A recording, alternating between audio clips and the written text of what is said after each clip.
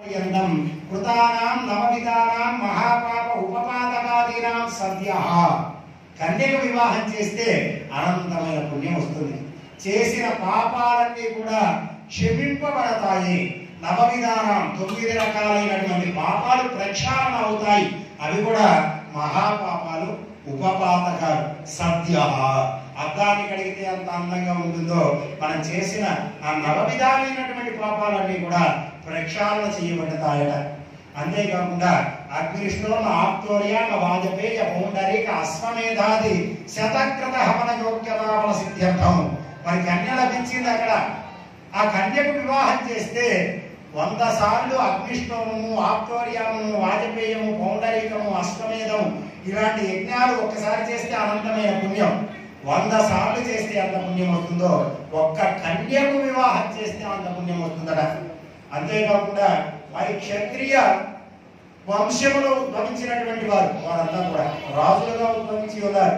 మరి ఎందరినో సంహరించి ఉంటారు. ఆ పాపాలన్నీ తొలగిపోవాలి. మరి మాతా పితరులకు కూడా కన్యాదాన ఫలితం లభించాలి. నరకాత్ ఉత్తీర్య శాశ్వత విష్ణులోక నివాస సిద్ధ్యర్థం, బ్రహ్మలోక నివాస సిద్ధ్యర్థం వారికి మోక్షాన్ని అనుగ్రహించడం కోసంగా కన్యాదానం చేసేటువంటి భాగ్యం నాకు కలిగింది అనుకున్నాడు జనక మహారాజు. ఆడాడు 1 గోవులను దానం చేస్తే అంత ఫలితం వస్తుందో ఒక్క కన్యకు వివాహం చేస్తే అంత ఫలితం వస్తుందట. అందుకనే అల్లారు ముద్దుగా పెంచుకున్నాడు ఆ కన్యను. సీత అనేటువంటి నామధేయం చేశాడు. ఇన్ని రకాలుగా ఇన్ని విద్యలైతే నేర్పాలో చతుర్వేదాలు నేర్చుకున్నారు అమ్మవారు. ధనుర్విద్యలన్నింటినీ కూడా మరి క్షత్రియ ధర్మాలన్నింటినీ ఆచరించాల్సినటువంటి కన్య కావడం చేత క్షత్రియ ధర్మాలు యుద్ధం సంభవించినప్పుడు యుద్ధం చేయడం కోసంగా సిద్ధంగా ఉన్నారు. ఆపద కలిగినప్పుడు ఆ ఆపద నుండి బయటకు తీసుకొచ్చేటువంటి విద్యలన్నింటినీ కూడా సీతామ్మవారు నేర్చుకున్నారు. మరి రాముడు మాత్రము ఆ అమ్మవారిని చూడగానే మోహాన్ని వీడి ఆ కన్య నా సొంతము అనుకున్నాడు. ఎందుకోసము? రాక్షస సంహారం గావించడం కోసంగా శ్రీమన్నారాయణుడే దశరథనందుని యొక్క సంతానముగా అనుగ్రహించినటువంటి వాడు శ్రీరామచంద్రుడు.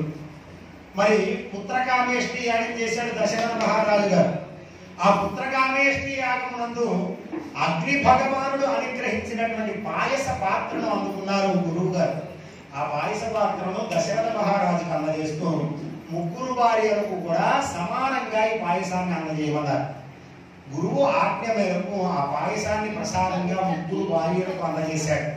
మొదటి భార్య కలిగినటువంటి సంతానమున శ్రీరామచంద్రుడు, 2వ భార్యకు భరతుడు లక్ష్మణుడు, 3వ భార్యకు శత్రుఘ్నుడు ఉద్భవించినట్టుగా శాస్త్రం చెప్తుంది. రామ లక్ష్మణ భరత శత్రుఘ్న అని చెప్తాం మనం. కానీ శాస్త్రము రామ భరత లక్ష్మణ శత్రుఘ్నుడు.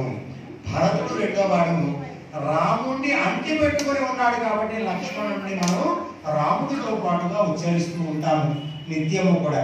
రామ లక్ష్మణ భరత శత్రుఘ్న అంటూ ఉంటాం. కానీ శాస్త్రము చెప్పినటువంటిది మాత్రం రామ భరత లక్ష్మణ శత్రుఘ్నులు. మరి అరణ్యాలకు వెళ్ళవలసినటువంటి సమయంలో అన్నవారికి చేతుడుగా పాదుడుగా ఉన్నటువంటి వాడు లక్ష్మణుడు. కష్టము సంభవిస్తే యుద్ధమునందు ఉన్నటువంటి వాడు లక్ష్మణుడు. రాక్షస సంహారం గావించేటువంటి సమయంలో ఉన్నటువంటి వాడు లక్ష్మణుడు. మూర్ఛిల్లి పడిపోయినటువంటి వాడు లక్ష్మణుడు.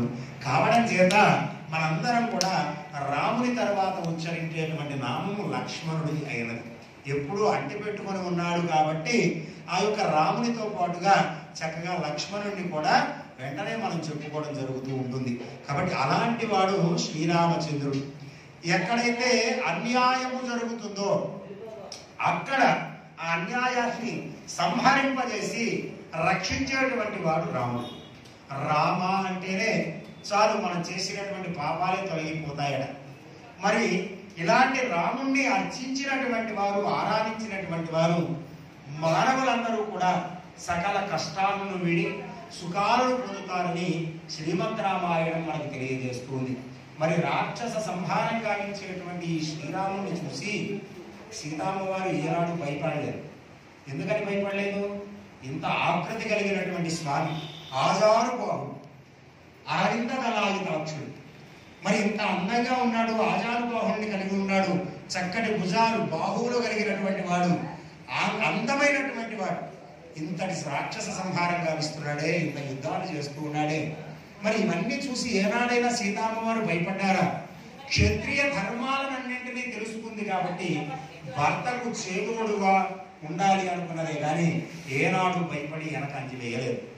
రాముడు ఎక్కడుంటే అక్కడే నేను అన్నది సీతామ్మవారు.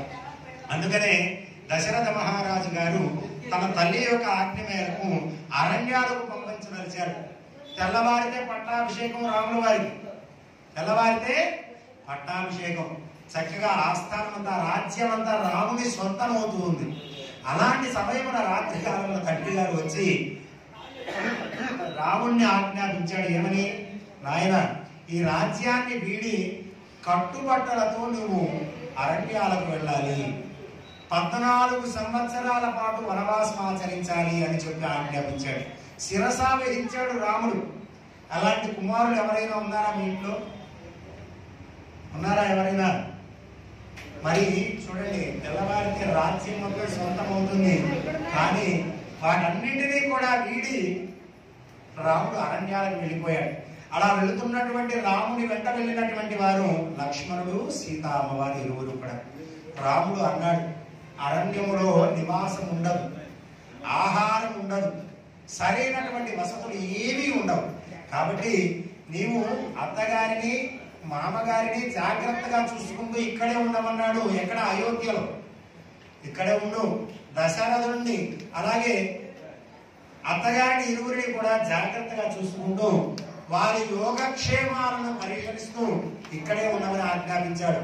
కానీ సీతామ్మవారు రామునికి ఎలాంటి ఆపద కలుగుతుందో, నేను వెంట ఉంటే మంచిదేమో అనేటువంటి భావనతో తను కూడా రాముడి వెంట వచ్చినది.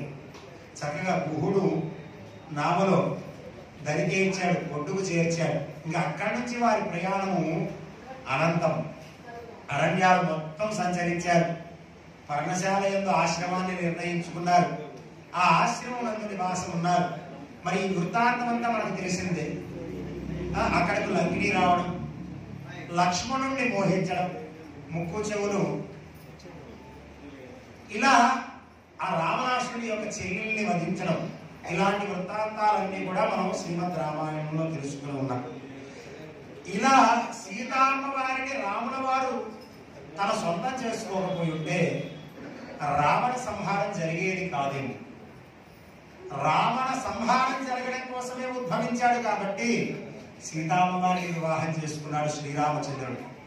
అలాంటి సీతామ్మ వారిని రావణాసురుడు అపహరించి తీసుకువెళ్ళడం, ఆ అపహరించి తీసుకెళ్ళినటువంటి సందర్భమున జటాయువు అనేటువంటి పక్షి యొక్క రెక్కలను ఖండించడం, ఈ వృత్తాంతం అంతా కూడా హనుమ దగ్గరుండి సీతామ్మ వారి జాడ తెలుసుకోవడం. ఇక్కడ విశేషంగా రామాయణం చెప్పుకుంటే సుందరకాండ, ఇక దాని గురించి మనం ఎంత వర్ణించినా కూడా వీలు కానటువంటిది. సుందర, ఆ పేరు ఎంత బాగుంది, సుందరకాండ. కానీ దాన్ని మనం చదువుకున్నంతసేపు కూడా హనుమంతుడు ఇంత కష్టం చేశాడా, సీతామ్మ వారికి ఇంత కష్టం కలిగినదా, చనిపోదాం అనుకున్నాడు హనుమంతుడు అని మనకు అనిపిస్తూ ఉంటుంది. హనుమంతుడు చివరికి సీతామ్మ వారి జాడ తెలియలేదు. ఎక్కడుందో ఆ రాజ్యం లంకానగరం అంతా శోధించాడు, అణువు శోధించాడు ఆ సీతామ్మ వారు ఎక్కడుందో అని. మరి చూడకూడదని ఎన్నో చూసేశాడు లంకా రాజ్యమున. రావణాసురుడు పానీయాన్ని ఛేదించి తన యొక్క ఆస్థానమునందు స్త్రీమూర్తులతో కలిసి ఉన్నటువంటి వృత్తాంతాలు, ఇలాంటివి ఎన్నో ఆంజనేయ స్వామి తన కళ్ళతో చూసేశాడు. బాధపడ్డాడు, అయ్యో చూడకూడనటువంటివి ఎన్నో నేను చూసేశానే, చాలా తప్పు చేశానే అనుకున్నాడు.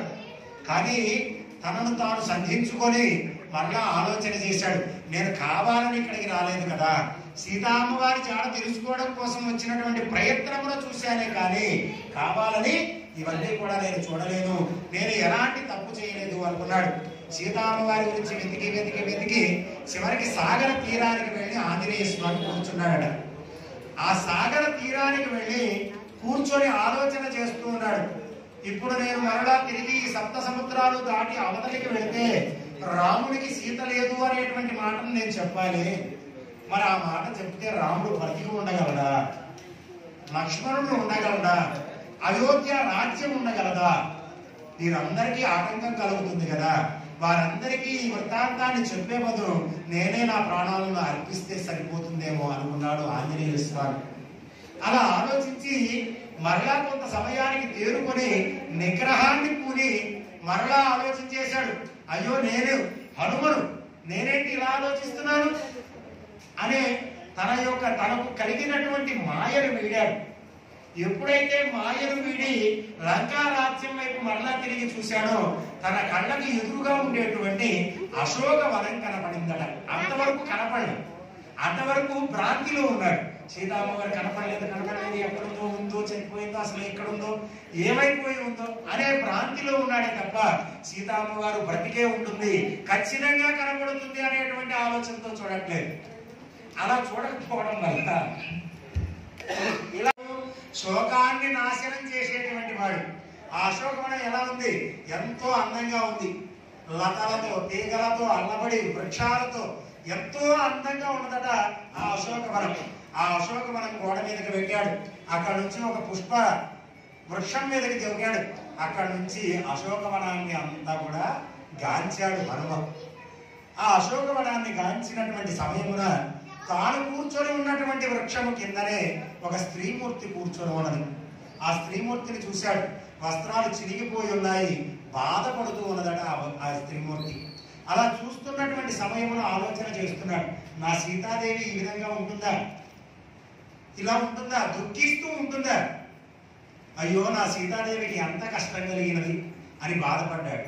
అలా నిరాశతో ఉన్నటువంటి హనుమకు గజ్జల అందుల రవలు వినిపిస్తూ ఉన్నాయట. ఎవరో నడిచి వస్తున్నారు, గజ్జల చప్పుళ్ళు వినపడుతూ ఉన్నాయి, మాటలు వినపడుతూ ఉన్నాయి. ఎటైతే వినిపిస్తున్నాయో ఆ దిశగా చూశాడట. ఆ దిశగా చూడగానే రావణాసుడు తన సైన్యంతో సీతామ్మవారి దగ్గరికి వస్తూ ఉన్నాడు. తనకిచ్చినటువంటి గడువు కొద్ది రోజుల్లో పూర్తయిపోతుంది, కావున నీవు నా సొంతమైనట్లయితే ఈ రాజ్యం అంతా నీ సొంతం. ఇక్కడ ఉన్నటువంటి ఆభరణాలు, వస్తువులు, వజ్రవైడూర్యాలు ఇవన్నీ కూడా మరకత మాణిక్యాలన్నీ కూడా నీ సొంతం అవుతాయి. రాముడి దగ్గర ఏమున్నాయి? నారి చీర తప్ప ఏమీ లేదు. అరణ్యాల పాలై ఉన్నాడు, ఇక్కడ వరకు ఇక రాలేదు. కాబట్టి నీకు ఇచ్చిన గడువు పూర్తయ్యే లోపు నీవు నా సొంతం అవ్వాలి అనేటువంటి మాటలతో భయప్రాంతిని గురి చేశాడు సీతామ్మవారి. అదంతా హనుమ చూస్తూనే ఉన్నాడు. అలా వెళ్ళిపోయిన తరువాత హనుమ నిదానంగా సీతామ్మవారి దగ్గరికి వచ్చి ఆ అమ్మవారికి నమస్కారం అంజలి కట్టించి వచ్చినటువంటి వృత్తాంతాన్ని తెలియజేస్తున్నాడు. తల్లి, నేను రామదూతను, హనుమను. రాముని అనుగ్రహం చేత సప్త సముద్రాలు దాటి నీ జాడ తెలుసుకోవడం కోసం ఇక్కడ వరకు వచ్చాను తల్లి అని చెప్పగానే సీతామ్మవారు నమ్మలేదు. ఎందుకని? రావణాసురుడే మాయతో వచ్చి నన్ను మోహించేందుకు ప్రయత్నం చేస్తున్నాడేమో అనుకున్నది. నమ్మలేదు. నిజమేనా? నిన్ను నేను రామునితో ఎప్పుడు చూడలేదు కదా, నీ ఆకృతి కూడా ఆశ్చర్యంగా ఉన్నది, మానవ రూపాన్ని పొందిలేవు, కాబట్టి నిన్ను నేను ఎప్పుడు చూడలేదు చూపించాడు. అది ఎప్పుడైతే చూసినదో అప్పుడు నమ్మింది హనుమన్. నమ్మి రాముని యొక్క యోగక్షేమాలు తెలుసుకుంది. రాముడు ఎలా ఉన్నాడు, లక్ష్మణుడు ఎలా ఉన్నాడు, ఏం చేస్తున్నారు, ఎక్కడ ఉన్నారు ఇప్పుడు వారు అని రాముని యొక్క యోగక్షేమాలు తెలుసుకొని చక్కగా ఆ హనుమను ఏ విధంగా వచ్చావు, మరి ఇంతమంది ఇక్కడ ఉన్నారు కదా, నీ ప్రయాణం ఎలా సాగింది, వచ్చేటువంటి మార్గంలో ఎంతమంది రాక్షస సంహారం చేశాడో అవన్నీ తెలియజేశాడు. సురస అనేటువంటి రాక్షస ఆ సప్త సముద్రాలు దాటేటువంటి సమయమున మైనాకుడు అనేటువంటి పర్వతం సహాయం చేయడం కోసంగా ఆ సముద్రం నుండి పైకి వచ్చాడు. వాయుదేవుని యొక్క అనుగ్రహంతో మైనాకుడు సముద్రంలో దాగి ఉన్నాడు. ఎందుకంటే ఆ రోజుల్లో సముద్రం పర్వతాలకు రెక్కలు ఉండేయట. ఒక చోటి నుండి ఒక చోటికి చక్కగా ప్రయాణం చేస్తూ ఉండే పర్వతాలు. అలా పర్వతాలు ప్రయాణం చేయడం వల్ల మానవ మనుగడ కష్టమవుతూ ఉండేది. ఎందుకంటే ఏదైనా గ్రామం మీద వచ్చి వారాయి అంటే ఆ గ్రామం అంతా కూడా అంతమైపోతూ ఉంటుంది. అందుకోసంగా ఇంద్రుడు రెక్కలన్నింటినీ కూడా ఖండించాడు ఆ రోజులు. అలాంటి సమయమున వాయుదేవుడు మైనాకుడు అనేటువంటి పర్వతాన్ని సముద్ర గర్భంలో దాచి ఉంచాడు. ఆ సముద్ర గర్భంలో దాచి ఉంచాడు కాబట్టి సాగరుడు తెలియజేశాడు, నాయన వాయుదేవుని యొక్క అనుగ్రహం చేత నీవు నా గర్భంలో దాగి ఉన్నావు, మరి హనుమ శ్రీరాముని యొక్క కార్యార్థి అయి ఈనాడు సప్త సముద్రాలను దాటేటువంటి ప్రయత్నం చేస్తూ ఉన్నాడు. తనకు కొంత సేద తీరేటువంటి భాగ్యాన్ని నీ పర్వతం మీద కలిగించు అన్నాడు. అందులకు మైనాకుడు సాగర గర్భము నుండి పైకి లేచాడు. అది చూసి హనుమ ఏమనుకున్నాడు, నా ప్రయాణానికి ఎవరో అడ్డు తొలుగుతున్నారు, రామ కార్యార్థిని వెళ్తున్నాను కదా, ఎవరో ఆటంకం కలిగించాలి అనుకున్నాడు.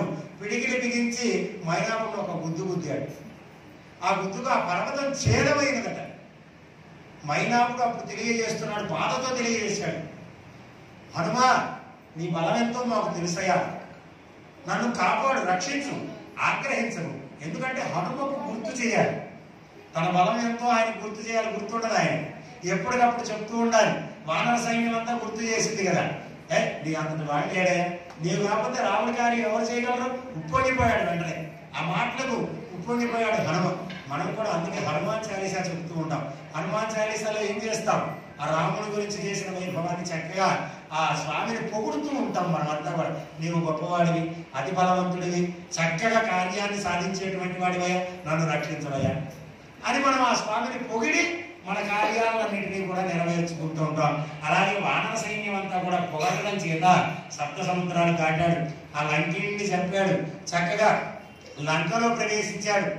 అన్ని సీతామ్మవారి యొక్క జాడను తెలుసుకున్నాడు. ఆనందంలో ఉన్నాడు. అమ్మయ్య, నాకు సీతాదేవి యొక్క జాడ తెలిసింది, ఇప్పుడు రాముడికి నేను తెలియజేస్తాను అనేటువంటి సందర్భానికి ముందు మరలా సీతామ్మవారిని తీసుకువెళ్తాను అన్నాడు. తల్లి, నీవు నా భుజం మీద కూర్చో, నిన్ను ఈ క్షణమే ఇక్కడి నుంచి తీసుకువెళ్తాను, రాముడి వద్దకు చేరుస్తాను అన్నాడు. సీతామ్మవారి ఏమంది, రాముడు రావాలి, రావణ సంహారం జరగాలి, అప్పుడే నేను మళ్ళా రాముడి వద్దకు చేరతాను అన్నాడు. చక్కగా ఆనందించాడు. తిరిగి సాగరం వద్దకు చేరుకున్నాడు హనుమ, మరలా ప్రయాణం కొనసాగించడం కోసంగా. చేరుకున్నటువంటి హనుమ మరలా ఏం చేశాడు, వానర బుద్ధి అలాగే ఉంటుంది. ఏం చేశాడు, మరలా లంకలోకి వెళ్ళాడు. నేను సీతామ్మవారిని చూశాను కదా, ఈ విషయం రావణాసుడికి తెలియాలి, తెలిస్తేనే కదా రేపన్న రోజు యుద్ధం జరగాలి. కాబట్టి నేను సీతామ్మవారిని చూసిన విషయం తెలియాలి, కాబట్టి నేను వెళ్తాను అన్నాడు. వెళ్ళాడు. అక్కడ ఉండేటువంటి అశోక వనానికి కూడా శోకాన్ని తెప్పించాడట. ఆ చెట్లు విరిచేశాడు, కొమ్మలు విరిచేశాడు, లతల పీకి కింద పడేశాడు. వచ్చారు అందరూ, రాక్షసులందరూ వచ్చారు.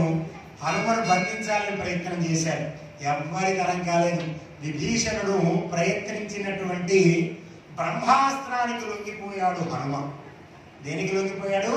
బ్రహ్మాస్త్రానికి ఎవరైనా కూడా కట్టుబడి ఉండాలి, కానీ హనుమకు సాధ్యము లొంగకపోవడం. కానీ బ్రహ్మకు తల వంచాడు హనుమంతుడు. చక్కగా వెళ్ళాడు. బంధించినటువంటి హనుమను తీసుకువెళ్ళాను, వధించమని ఆజ్ఞాపించాడు రాజు. రావణాసుడు ఏమన్నాడు, హనుమను చంపేయమన్నాడు. కానీ విభీషణుడు ఆపాడు. అన్నగారు ఏమని చెప్పాడు, దూతను వధించడం అనేటువంటిది శాస్త్రబద్ధమైనటువంటిది కాదు, దానిని మనం రాజధర్మమునందు నీతిని కాపాడుకోలేనటువంటి స్థితి అయిపోతుంది మనం ఈ వచ్చినటువంటి దూతను వధించడం. కాబట్టి ఏదైనా శిక్ష వేసి పంపిద్దాము అన్నాడు. తోకకు నిప్పండించారు. ఆ తోకకు అంటించినటువంటి నిప్పును లంకలో ఉండేటువంటి అందమైనటువంటి భవనాలన్నింటినీ అంటించాడు హనుమంతుడు. అంటించి సాగర గర్భానికి వచ్చి చక్కగా తోకను మాత్రం ఆరుకున్నాడు, కూర్చున్నాడు, ఆనందించాడు. జరిగినటువంటి వృత్తాంతాలు, సీతామ్మవారితో మాట్లాడినటువంటి వృత్తాంతాలన్నీ గుర్తు చేసుకొని ఆనందపడ్డాడు. ఆనందపడి ఉన్నటువంటి ఒక్క క్షణకాలమున బాధలోకి వెళ్ళిపోయాడు హనుమ. అయ్యో, అన్నింటినీ కాల్చేసి వచ్చానే, నా సీతామ్మవారు ఏమైపోయారు? సీతామ్మవారు కూడా అక్కడే ఉన్నారు కదా లంకలో. అయ్యయ్యో, ఎంత పని చేశాను, ఎంత మూర్ఖుడను నేను, కొద్దిగా కూడా ఆలోచించలేకపోయానే, సీతామ్మవారు ఏమైపోయి ఉంటారు అని బాధపడుతూ పరుగు పరుగునా మళ్ళా వెళ్ళాడు. వెడుతూ అనుకుంటున్నాడు, అగ్నిని దహింపగలదా? సీతామ్మవారు అంటే అగ్ని కదా, ఆ అగ్నిని దహిస్తుందా? కాబట్టి సీతామ్మవారికి ఏమై ఉండదు అని బాధపడుతున్నాడు, ఆనందపడుతున్నాడు. సీతామ్మవారి దగ్గరికి వెళ్ళాడు. చక్కగా మరలా అంజలి కట్టించాడు. జరిగినదంతా చెప్పాడు. బయలుదేరి రాముని వద్దకు వచ్చి సీతామ్మవారి యొక్క వృత్తాంతాన్ని అంతా కూడా రాముడికి తెలియజేసి బాధ నుండి రాముడిని చక్కగా ఆనందంలోకి తీసుకువచ్చాడు హనుమంతుడు. మరి ఇలాంటి వృత్తాంతం అంతా కూడా సుందరకాండ నందు జరుగుతూ ఉంటుంది, ఈ వైభవం అంతా కూడా. అలాంటి హనుమ సీతామ్మవారి వెతికినటువంటి ప్రయత్నమునందు మరలా రామలక్ష్మణుని చక్కగా వారధి నిర్మించారు. వానర సైన్యం అంతా కూడా లంకా రాజ్యానికి వెళ్ళి అక్కడ ఉండే రాక్షస సంహారం గావింది సీతామ్మవారిని తీసుకువచ్చారు. ఇక్కడ భక్తి అనేటువంటిది ఎలా ఉంటుందో కూడా మనం చెప్పుకోవాలి. హనుమద్ వారు భక్తి వచ్చారు, పట్టాభిషేకం చేస్తూ ఉన్నారు ఆనందంగా. భరతుడు ఆ పాదుకలతోనే రాజ్యం అంతా పరిపాలన చేశాడు కదా, అన్నయ్య గారు పాదుకలు పెట్టారు, భరతుడే రాజ్య పరిపాలన చేశాడు అనుకున్నారు అందరూ కూడా. కానీ అన్న యొక్క పాదుకలను తీసుకొచ్చి సింహాసనం ఏర్పాటు చేసి ఆ ఆసనం నందు పాదుకలు ఉంచి రాముడే రాజ్య పరిపాలన చేస్తున్నాడు అని అందరికీ తెలియజేశాడు. కట్టుబడి ఉన్నాడు అన్న యొక్క ధర్మానికి భరతుడు కూడా. తన తల్లిని అనేక నిందలు వేశాడు. నీవు కోరడం వల్లే కదా అలాంటి ధర్మాత్ముడు అరణ్యాలకు వెళ్ళాడు. ఎలాంటి కష్టం వచ్చింది అన్నయ్యకి, వెళ్ళాడు తీసుకురావడం కోసంగా. మరి తండ్రి గారి యొక్క ఆజ్ఞను శిరసా వహిస్తాను అన్నాడు. ఇవన్నీ కూడా రామాయణంలో విశేషమైనటువంటి ఘట్టాలు.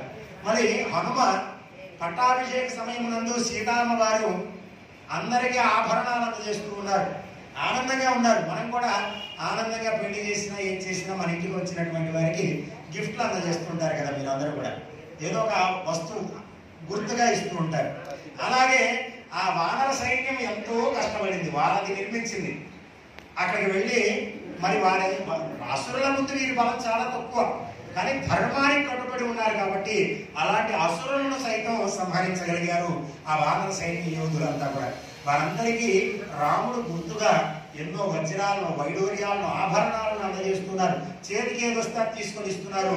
సీతామ్మవారు రాముల వారి ఇరువురు కూడా అందరికి ఇచ్చిన తర్వాత సీతాదేవిని రాముడు అడుగుతున్నాడు, తల్లి నీ జాడ తెలియజేసింది ఎవరు? నాకు హనుమ కదా. అక్కడ యుద్ధం సంభవిస్తే ఆ యుద్ధంలో అతి పరాక్రమాలను చూపించింది ఎవరు? హనుమ కదా. లక్ష్మణుడు మూర్ఛిల్లి పడిపోతే సంజీవిని తీసుకురమ్మంటే సంజీవిని పర్వతాన్ని తీసుకొచ్చినటువంటి వాడు ఎవరు? హనుమ కదా. అలాంటి హనుమకి ఏమి ఇచ్చావు తల్లి అని అడిగాడు. అడిగితే అప్పుడు సీతామ్మవారు తన జనక మహారాజు గారి తండ్రి గారు కూతురి మీద ప్రేమతో ఎంతో అపురూపమైనటువంటి ఆభరణాన్ని చేయించారు. ఏంటది? ఏం పథకం? చింతాకు పథకమా ఏంటి? పచ్చల హారం. ఆ పచ్చల హారాన్ని ధరించి ఉన్నది అమ్మవారి కంఠంలో. ఎంతో అందంగా ఉన్నదట ఆ హారం. మరి తండ్రి గారు ఎంతో ప్రేమతో చేయించి ఇచ్చారు కుమార్తె. అలాంటి హారమును కంఠం నుండి తీసి హనుమకి ఇచ్చింది ఎంతో ప్రేమగా సీతామ్మవారు. అలా అందజేయగానే హనుమ దాన్ని అటు ఇటు తిప్పి చూశాడు, కొరికాడు, కింద పడేశాడు. చూడండి, కూతురు మీద ఎంతో ప్రేమతో తండ్రి చేయించినటువంటి ఆభరణం అది. ఎంతో గుర్తుగా సీతామ్మవారు దాచుకున్నటువంటి ఆభరణం. హనుమ ఏం చేశాడు? చూశాడు, వాసన చూశాడు. కోతి కొబ్బరి చెప్పేవడం అంటే ఇది. చూశాడు, వాసన చూశాడు, కొరికాడు, కింద పడేశాడు. అయ్యయ్యో విభీషణుడు అడిగాడు, అయినాదా హనుమ, సీతామ్మవారు ఎంతో ప్రేమగా నీ మీద ఉండేటువంటి వాత్సల్యముతో ఆ ఆభరణాన్ని నీకు అందజేసిందయ్యా, ఏంటయ్యా అంత పని చేసావు నువ్వు అని అడగగానే హనుమ చెప్తున్నాడు, దాన్ని ఊపి చూశా, వాసన చూశా, కొరికి చూశా, కింద పడేశా. ఊపితే ఏం వినపడలేదు? రామనామం వినపడలే. సువాసన ఎందు రామామృతం కనపడలే. కొరిక రామనామం కనపడలే. అందుకే రామనామము లేనటువంటిది ఏది కూడా నాకు వద్దు నాయన, రామనామమే నా ఆభరణం, రామనామమే నా ఆభరణం. కాబట్టి రాముడు అనేటువంటి ఆభరణం నాకు ఉండగా ఇలాంటి ఆభరణాలు నాకు ఎందుకయ్యా? చూడండి, నా రోమము రామనామముతో పులకిస్తూ ఉన్నదయ్యా. చూడండి, నా రామనామంతో పులకిస్తూ ఉన్నాయి. కాబట్టి ఆ రామనామమే నాకు ఆభరణం, ఎలాంటి ఆభరణాలు నాకు వద్దు అన్నాడు. అందరూ ఉప్పొంగిపోయారు రామ సీత ఇరువురు కూడా. రాముల వారి సీతామ్మ వారి ఇరువురు కూడా ఉప్పొంగిపోయారట ఆ మాటలు విని. అంత భక్తితో ఆ రాముడు సేవ చేసినటువంటి వాడు హనుమంతుడు. మరి రాముడు ఏం చేశాడు? హనుమను అర్చించాడు. తెలుసా ఈ వృత్తాంతం మీకు? హనుమత్ వ్రతము చేస్తారు. హనుమత్ వ్రతం మొట్టమొదటిసారి ఈ వ్రతం చేసింది ఎవరు? రాముడు చేశాడు. ఎందుకయ్యా అంటే సీతామ్మవారి జాడ తెలుసుకునేటువంటి ప్రయత్నమున సూర్య భగవానుడు అనుగ్రహించాడు. సూర్య భగవానుడు రామునితో చెప్తూ ఉన్నాడు, రామా, నీ శిష్యునిగా ఉన్నటువంటి హనుమ సామాన్యుడు కాదయా, ఆయన్ని అర్చించు, ఒక్కసారి ఆయన వ్రతం ఆచరించు, ఎలాంటి కష్టాన్నైనా కూడా తొలగిస్తాడు. ఆయనే నీ యొక్క పత్ని జాడల గురించి నీకు తెలియజేస్తాడు. కాబట్టి ఒక్కసారి హనుమత్ వ్రతాన్ని ఆచరించమన్నాడు. అలాంటి రాముడు సైతము హనుమంతుడిని అర్చించి ఆరాధించాడు కాబట్టి అంతటి కార్యాన్ని కూడా హనుమ సాధించగలిగాడు. సీతామ్మవారి జాడ రాముడికి తెలియజేయగలిగాడు. కాబట్టి గురు శిష్యులు ఇరువురు అని చెప్తారు. ఎవరెవరు? రాముడు, హనుమ. కొంత సమయమే హనుమ రాముతో ఉన్నది, చాలా కొంత సమయం రామాయణం. ఆ ఉన్నటువంటి కొంత సమయమే ఎంతో చేశాడు హనుమంతుడు రాముని కోసం. కాబట్టి మనం కూడా మనం చేసేటువంటి ప్రతి కార్యమునందు భగవద్ అనుగ్రహం మనకు కావాలి అంటే కొంత చేసిన భక్తితో చేయాలి. ఎట్లా చేయాలి? పుష్పం ఫలం తోయం, పత్రం తోయం. మనం సమర్పించేవి ప్రతి ఒక్కటి కూడా, ఒక పత్రం చాలట భగవంతుడికి. పత్రం అంటే ఏంటి? ఆకు. ఒక్క పత్రం చాలట, ఒక్క పుష్పం చాలు, ఒక్క చుక్క నీళ్ళు చాలు ఆ స్వామిని అర్చించడానికి. భక్తితో అర్చిస్తే ఆ యొక్క భక్తికి మెచ్చి మీరు ఇచ్చినటువంటి పత్రములోనే అర్ఘ్యపాతి ఆత్మనీయ స్నానవస్త్రదూపదీపగంధాదులన్నీ కూడా భగవంతుడు స్వీకరిస్తాడట. కాబట్టి ఎవరైతే శ్రీరామచంద్రుని పట్టాభిరాముణ్ణి భక్తితో అర్చిస్తారో, ఆరాధిస్తారో వారి యందు ఎప్పుడు నిరంతరము స్వామి ఉంటాడట. యత్ర యత్ర రఘునాథ కీర్తనం తత్ర తత్ర కృతమస్తకాంజలిం బాష్ణవారి పరిపూర్ణలోచనం మారుతిం నమత రాక్షసాంతకం. ఎక్కడ రామనామం చేస్తామో అక్కడ హనుమ ఉంటాడు. ఎక్కడైతే రామనామాన్ని చెప్తూ ఉంటామో శ్రీరామ శ్రీరామ శ్రీరామ శ్రీరామ శ్రీరామ శ్రీరామ అంటూ మనం రామనామం ఎప్పుడైతే చేస్తామో మన పక్కన కూర్చొని హనుమ కూడా రామనామం చేస్తాడు. అది ఇందులో ఆంతర్యం. చూడండి, మనం చేస్తే చాలు హనుమ వచ్చి వాలిపోతాడు. ముందు హనుమ వచ్చాడంటే రాముడు వచ్చేస్తాడు.